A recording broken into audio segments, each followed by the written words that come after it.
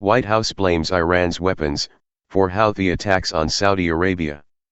The United States, its Western allies and others have condemned drone and missile attacks by Yemen's Iran-backed Houthis on Saudi energy facilities on Friday.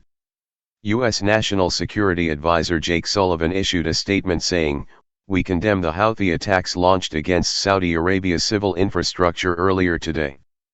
Unprovoked Houthi attacks against Saudi Aramco's oil storage facilities in Jeddah as well as attacks against civil facilities in Jizan, Najran, and Najran are acts of terrorism aimed to prolong the suffering of the Yemeni people."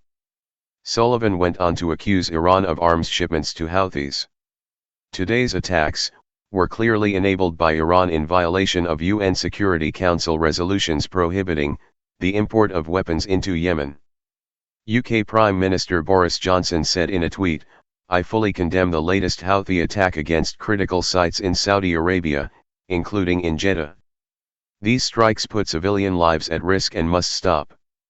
The Iran-aligned Houthis said, they launched attacks on Saudi energy facilities on Friday, and the Saudi-led coalition said oil giant Aramco's petroleum products distribution station in Jeddah was hit, causing a fire in 2 storage tanks but no casualties.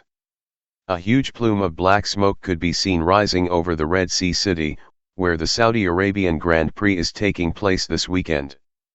France and Germany echoed the US and UK condemnations. The German Foreign Office tweeted, "We strongly condemn today's attacks on essential civilian infrastructure in Saudi Arabia which violate international humanitarian law and further undermine regional stability."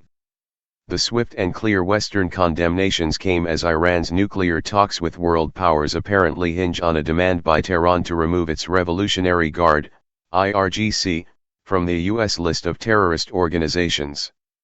The Guards are known for providing military assistance to the Houthis.